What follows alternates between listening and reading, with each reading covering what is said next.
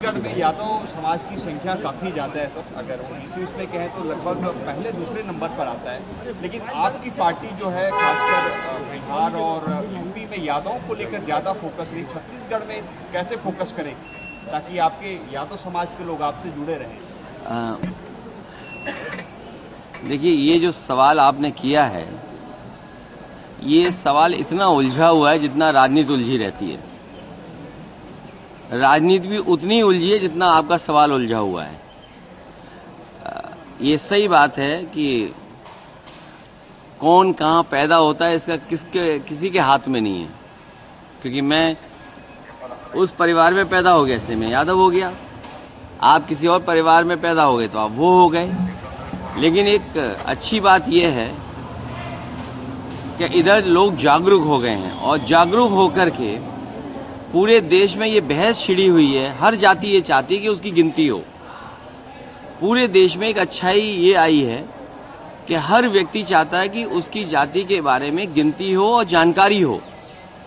और ये बात यहां तक पहुंच गई है कि राष्ट्रीय पार्टियां भी आजकल रीजनल पार्टीज का जो नैरेटिव है उसको फॉलो कर रहे हैं। मुझे याद है लोकसभा में जिस समय नेताजी थे, शरद यादव जी थे, आदरणीय लालू प्रसाद यादव जी थे और दक्षिण भारत के बड़ी संख्या में नेता, रीजनल पार्टी के बड़ी संख्या में लीडर्स ये मांग कर रहे थे कि जाति जनगणना हो, जातियों को गिना जाए और गिन करके उनको अधिकार और सम्मान मिलना चाहिए। ये लड़ाई लड़ी गई थी, उस समय सरकार दूसरी थी और वो लड़ाई आज भी चल रही है। अब सोचिए, कांग्रेस भी कह रही है कि हम जाति जनगणना कराना चाहते हैं, बीजेपी भी दबी जबान कहती है कि हम जाति जनगणना कराएंगे। तो ये एक अच्छी बात हो गई है कि पूरे देश में ये बहस छिड़ गई है और सबने स्वीकार कर लिया है कि जाति जनगणना होनी चाहिए और जाति के हिसाब से अधिकार और हक मिलना चाहिए। जो बाबा साहब भीमराव अम्बेडकर जी का संविधान है, जिसमें सामाजिक आर्थिक रूप से जो गैर बराबरी है उसको दूर कैसे किया जाए, उस दिशा में जो आरक्षण है उस पर काम हो। और उसमें कई दल तो ये भी मांग रहे हैं कि दक्षिण भारत में जिस तरह सीमा टूट गई है आरक्षण की, वो सीमा तोड़ी जाए यहाँ पर। क्योंकि हमारे जो साथ हैं यादव महासभा में तो हैं ही हैं, लेकिन ये हमारे पारिवारिक इनसे रिश्ते भी हैं। और हैं एक विधायक भी है यादव जी, राम कुमार, ये क्या बोलते हैं, राम कुमार यादव, बीपीएल विधायक बोलते हैं। ये भी कांग्रेस के हैं, ये भी कांग्रेस के हैं और मैं समाजवादी पार्टी का हूँ। सवाल ये था सर कि आपकी पार्टी विस्तार को लेकर हाँ, अरे उसी पे आ रहा हूँ, तुम जल्दी क्यों भाग रहे हो? तो मैंने ये कहा कि ये देश में सभी दल जो रीजनल पार्टी का नैरेटिव था उसको फॉलो कर रहे हैं। और छत्तीसगढ़ में या उड़ीसा में, जहां मैं कार्यक्रम में आया था उड़ीसा में, उड़ीसा के लोगों का भी ये मानना है कि वहां पर बड़ी संख्या में समाज के लोग हैं। आज छत्तीसगढ़ में आपने बताया, मुझे तो पता ही नहीं था। मैं ऐसे पत्रकार साथी का बहुत धन्यवाद देता हूं। आप अगर नाम बता दे तो नाम लेकर के मैं धन्यवाद दे दूं। क्या नाम है? सौरभ सिंह परिहार। मैं सौरभ सिंह परिहार जी का विशेष धन्यवाद दूंगा कि जिन्होंने मुझे कहा कि छत्तीसगढ़ में यादव समाज को जोड़ना चाहिए। मैं यादव समाज को जोड़ने के साथ साथ पीडीए समाज जो हमारा है, जो बहुत पिछड़ा है, अपमानित है और हमारा उनका एक ही दुख है। हम एक ही पीड़ा से बंधे हुए लोग हैं, हम एक ही पीड़ा से बंधे हुए लोग हैं। अब सोचिए, उदाहरण के लिए बीजेपी ने जिस मंदिर में मैं गया वो मंदिर में गंगा जल से धुलवाया। अब आप सोचिए, बीजेपी की ये सोच है। तो इसलिए पीडीए के लोगों का एक ही सा दुख है, एक ही सी पीड़ा है। और कोई भी पीडीए परिवार का किसी भी पद पर बैठ जाए, पीडीए परिवार का व्यक्ति किसी पद पर बैठ जाए, चाहे वो राष्ट्रपति बन जाए, लेकिन उसके बावजूद भी उसे कभी कभी अपमानित होना पड़ता है। इसलिए जो जाति का सवाल है, कास्ट सेंसस, हम उसके पक्ष में हैं। हमारा मानना है कि जिस समय सामाजिक न्याय और सामाजिक न्याय के राज की स्थापना हो जाएगी, बाबा साहब भीमराव अम्बेडकर जी के सपनों को पूरा करने के लिए बाबा साहब के साथ साथ डॉक्टर राममनोहर लोहिया का सपना पूरा हो और बहुत सारे ऐसे आपके प्रदेश में भी समाजवादी आंदोलन के नेता जुड़े रहे, आदिवासी समाज के नेता जो इस आंदोलन से जुड़े रहे, उनकी यही ख्वाहिश थी कि सामाजिक न्याय मिले, हम बराबरी पर पहुंचे, और हमें उम्मीद है आने वाले समय में हम लोग उस लड़ाई को और आगे बढ़ाएंगे। सर, ये अब डबल इंजन की सरकार है यहाँ छत्तीसगढ़ में भारतीय जनता पार्टी की, बार बार बातें निकल कर आती है कि रिमोट कंट्रोल की सरकार चल रही है, कुछ रिमोट कंट्रोल आपको नजर आता है क्या? ये जब से वाईफाई आ गया है, वाईफाई टेक्नोलॉजी वायरलेस है, तो रिमोट होना स्वाभाविक है, क्योंकि यहाँ पर धन दौलत बहुत है, और जहाँ लाभ की जगह होगी लाभ, वहाँ बीजेपी हमेशा एक रिमोट रखती है अपने पास। लाभ की जगह पर रिमोट बीजेपी रखती है। अभी मैं बगल के प्रदेश में गया था, वहाँ भी डबल इंजन की सरकार है, वहाँ गांजा और शराब पकड़ी गई। तो एक इंजन गांजा सप्लाई कर रहा है, एक इंजन शराब सप्लाई कर रहा है, तो ये डबल इंजन है। नहीं, इसके बगल का प्रदेश, बगल के प्रदेश की खबर थी अखबार में। और हमारे तो डेली गांजा पकड़ा जाता है, कोई दिन उत्तर प्रदेश में नहीं जाता है जिस दिन गांजा ना पकड़ा जाए। अब बताइए, उत्तर प्रदेश में डबल इंजन है, गांजा कहाँ से आ रहा पता नहीं लग रहा। हम खुद सोच रहे हैं गांजा आ कहाँ से रहा है। सर, यहाँ भी डबल इंजन की सरकार है, यहाँ कुछ आपको लगता है कि सप्लाई हो रही है एक इंजन में? नहीं, वो अभी मैंने अखबार ठीक से पढ़ा नहीं। मैं अब छत्तीसगढ़ की न्यूज फॉलो करूंगा और उसके बाद आपको विस्तार से जानकारी दिया करूंगा। सर, बिहार में इलेक्शंस हैं सर, हाँ। बिहार में इलेक्शंस, आपकी पार्टी भी महागठबंधन का एक हिस्सा है। तो सर, अमित शाह का एक रिसेंटली एक बयान आया था राहुल गांधी की यात्रा और तेजस्वी की यात्रा को लेकर, ये यात्रा घुसपैठियों को बचाने के लिए।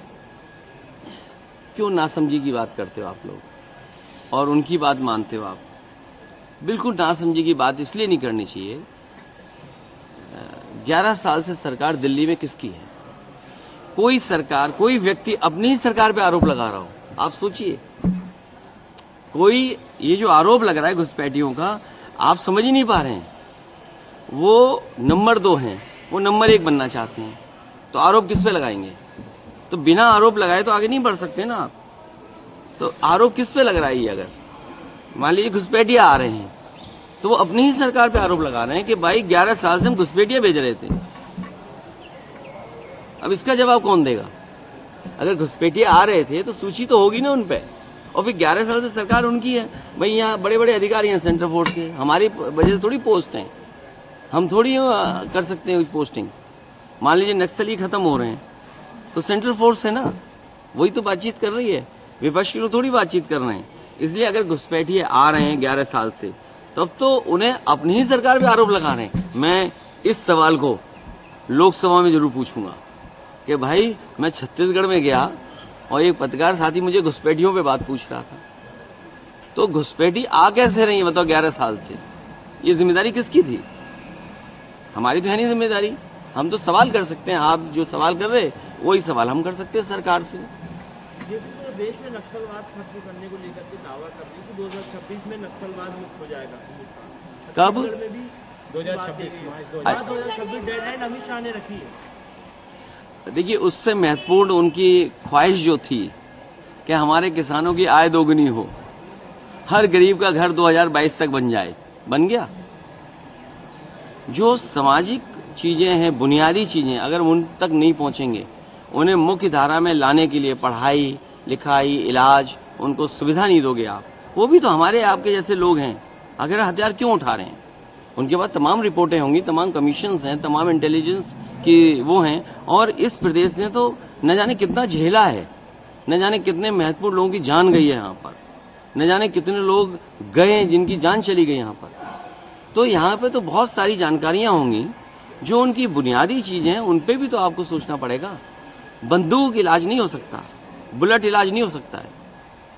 और फिर डिस्ट्रीब्यूशन ऑफ वेल्थ कौन करेगा? प्रति व्यक्ति आय क्या है? आप क्या बता रहे होंगे, आए होंगे दिल्ली वाले लोग, आजकल पढ़ा रहे हैं लोगों को दिल्ली वाले लोग, आपने भी पढ़ लिया होगा, उनकी बात मान ली होगी आपने। अच्छा, आपकी भी मजबूरी है, आपके पीछे उसके पीछे और उसके पीछे जो है उनसे हमारा झगड़ा है, आपसे नहीं झगड़ा है। तो प्रति व्यक्ति आय क्या है छत्तीसगढ़ में? बताए होंगे, जाने कितनी प्रति व्यक्ति आय है? आप मुझे ये बताइए, जिन व्यक्तियों को राशन मिल रहा होगा, उन लोगों की प्रति व्यक्ति आय क्या है जो राशन पा रहे हैं छत्तीसगढ़ में? ये सब दिखा रहे हो? नहीं दिखा रहे हो, सब कैमरे बंद हैं। राज्य सरकार पर निजीकरण को लेकर प्रति व्यक्ति आय जो है, जो राशन प्राप्त कर रहे हैं, उनकी प्रति व्यक्ति आय क्या है? और फिर महंगाई, डीजल पेट्रोल कहाँ पहुंच गया? बताइए, डीजल पेट्रोल कहाँ पहुंच गया? और आप लोग भी जानते होंगे, कोविड में आपकी अगर वेतन कम हुआ होगा, आज तक नहीं बढ़ा होगा आपका। बढ़ा गया आपका वेतन? कोविड में जो कम हुआ वो बढ़ गया आपका? ये मुस्कुराहट बता रही है कि नहीं बढ़ा। राज्य सरकार हाँ, जाने दे रहे हो मुझे? Thank you. राज्य सरकार को निजीकरण को लेकर के कई सारे हम निजीकरण के खिलाफ हैं। निजीकरण किसी को लाभ पहुंचाने के लिए होता है। गरीब जनता को लाभ के लिए अगर कोई निजीकरण है तो विचार किया जा सकता है, लेकिन बीजेपी ने हमारी देश की अर्थव्यवस्था इतनी उलझा दी कि पूरी अर्थव्यवस्था को चीन को दे दी और रही बची यहाँ बेच रहे हैं। आए परियार साहब, तो रही बची बेच दिया उन्होंने। तो हम इसके खिलाफ हैं। जब तक गरीब व्यक्ति और गरीब आम लोगों को लाभ नहीं हो रहा, उसके प्राइवेटाइजेशन नहीं होना चाहिए। कुछ व्यक्तिगत लोगों को लाभ पहुंचाने के लिए प्राइवेटाइजेशन नहीं होना चाहिए। सर, एक लास्ट सवाल ले लेते हैं कि आप लोग बार बार वोट चोरी का आरोप लगा रहे हैं, लेकिन जो बीजेपी के नेता कह रहे हैं कि हम वोट चोरी नहीं, जनता की दिल की चोरी करते हैं, तो आप लोग दिल की चोरी क्यों नहीं कर पा रहे? ये किसका स्टेटमेंट है?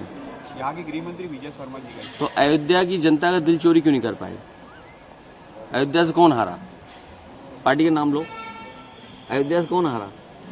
बीजेपी हार गई। तो भाई दिल क्यों नहीं चोरी किया आपने? इसका मतलब आप गलत थे ना कहीं। आप बताओ, गरीबों की जमीन ले ली आपने, किसानों की जमीन ले ली। कोई एयरपोर्ट बनाने के खिलाफ नहीं है, लेकिन आप उनके साथ भेदभाव करोगे। मार्केट वैल्यू जमीन की क्या है? आप मार्केट वैल्यू से उन्हें कीमत नहीं दे रहे हो। दुकानदारों की दुकान तोड़ दी, बेचारे 50-50 साल से काम कर रहे थे। वहाँ यादव समाज के लोग थे, पिछड़ी जाति के समाज के लोग थे, दलित समाज के लोग थे, जिनके दादा परदादा वहाँ रहते थे। उन्हें बिना मुआवजा के आपने निकाल दिया। तो इसीलिए भगवान प्रभु श्री राम ने भी उन्हें आशीर्वाद वहां से नहीं दिया। सोचिए, आप दिल चोरी की बात कर रहे हो और आशीर्वाद पा नहीं पाए। आप बताइए, छत्तीसगढ़ में एक सड़क बनी हो जहां हवाई जहाज उतर जाता हो। हम लोगों ने बच्चों को लैपटॉप दे दिया, बताइए, विद्याधन दिया, जाने क्या क्या दिया, योजनाएं दी, शामिल किया। आज बताइए, दूध का ऐड आ रहा है अखबार में, दूध का ऐड। उत्तर प्रदेश सबसे ज्यादा दूध पैदा करता है, सब कारखाने बंद कर दिए मिल्क बनाने वाले। तो ये तमाम सवाल हैं जिनके जवाब सरकार के पास नहीं है। हम लोग छत्तीसगढ़ आते रहेंगे और आपसे मिलते रहेंगे। बड़ा अच्छा है, आपसे बात करने का मौका मिला। हमें उम्मीद है कि पूरा दिखाओगे, अपने मालिकों के चक्कर में नहीं पड़ोगे जो मालिक आपके तार काट दें। बहुत बहुत धन्यवाद।